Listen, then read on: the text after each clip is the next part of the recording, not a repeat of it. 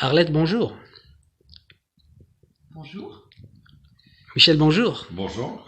Donc, vous êtes la présidente et fondatrice de l'association Asmada Oui. et vous êtes le vice-trésorier. Donc, je vous remercie beaucoup de m'avoir accordé cette interview pour Mifali Croissance.com. Donc, vous êtes la fondatrice. Vous pouvez nous raconter l'historique de votre association, s'il vous plaît? Eh ben, c'est avec plaisir que je prends la parole pour monsieur le photographe, monsieur Ralph. Et je voulais remercier déjà de nous avoir donc accepté pour ce reportage. Donc je suis Arlette Bruel, présidente fondatrice en 2003 de l'association Asmada, Association pour Madagascar de développement rural. Nous avons donc dans cette association donc un site. Le site d'action c'est Machinjai. Pourquoi Machinjai? Parce que c'est le village, le Tandrasan pour les Malgaches, de ma famille, donc le fief familial où sont enterrés ma grand-mère, que j'adore, et les grands-parents depuis 4 siècles. Donc ce village, Machinjai, qui est à 20 km de Tananarive, est donc une terre d'accueil pour Asmada, puisque nous avons de très bons contacts avec les habitants, avec monsieur le maire, et nous avons aussi l'honneur, l'association Asmada, d'avoir une marraine pour l'association, qui est la chanteuse, la star malgache que vous connaissez tous, qui est La Latine. Donc, dans quel domaine vous êtes concentré pour les activités à Madagascar? Dans quel genre d'action vous menez là-bas? Ralph, nous avons 5 pôles d'action. L'eau, nous avons débuté avec l'eau, ensuite le reboisement qui est vraiment le cœur de notre action, l'éducation, ensuite la santé et enfin ce que nous appelons l'électrification solaire. Vous savez tous les problèmes de la Jirama à Madagascar. Donc je vais reprendre un petit peu nos pôles un par un. Dans le reboisement, donc nous avons donc 100 000 arbres, des eucalyptus et des ravinsars, dont les feuilles nous permettent à aux villageois d'avoir donc des revenus supplémentaires grâce donc à la vente de ces feuilles aux industries et aux usines de distillation des huiles essentielles. Et nous avons également donc pour le pôle éducation une école dans un des nos fouktanes d'ivoire à Machinjai. Et cette école, donc, où il y a une centaine d'écoliers, nous avons donc monté une bibliothèque. Cette bibliothèque a été transformée très récemment en médiathèque grâce à l'apport d'ordinateurs, excusez-moi.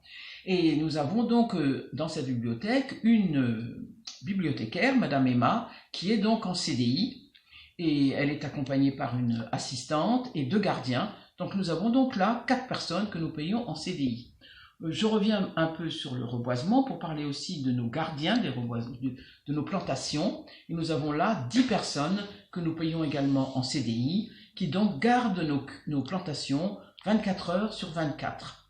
Pour le pôle santé, nous sommes un peu déplacés vers Maïti, qui est une banlieue très pauvre de Tananarive, où nous avons une très très bonne amie, le docteur Lucie, qui elle donc est devenue directeur de l'hôpital et qui nous a demandé de faire de l'électrification solaire pour pallier au délestage, parce qu'à Tananarive, l'électricité n'arrive pas de façon très régulière. Il peut y avoir des périodes de 12 heures de stop de l'électricité. Donc grâce à nos 30 panneaux solaires, nous avons donc de l'électricité en permanence dans cet hôpital de 100 lits, donc un grand hôpital. Donc le dernier point, donc c'est le dernier point, c'est la partie moderne, c'est-à-dire la partie projet que nous allons faire, et nous allons créer donc deux choses. La première, c'est une coopérative agricole avec 15 petits agriculteurs malgaches de notre village toujours, du village de Machinjai, et ces 15 agriculteurs groupés en coopérative vont pouvoir planter des citronniers sur une surface que nous allons leur offrir d'une façon permanente. Et nous avons aussi créé à notre école une cantine, étant donné que nous avions une fuite des élèves pour aller dans une autre école où il y avait une cantine gratuite. Donc nous avons créé, et ceci a démarré au mois d'octobre, enfin exactement le 1er novembre 2019, donc il y a très peu de temps, donc une cantine gratuite qui a permis à tous ces petits-enfants d'avoir donc un repas par jour équilibré avec des aliments comme le riz, la viande, du poisson, des légumes et du lait. Voilà. Merci Madame la Présidente. Là, je passe à Michel qui est vice-trésorier. Donc, vous organisez souvent des événements pour collecter des fonds pour l'association Asmada.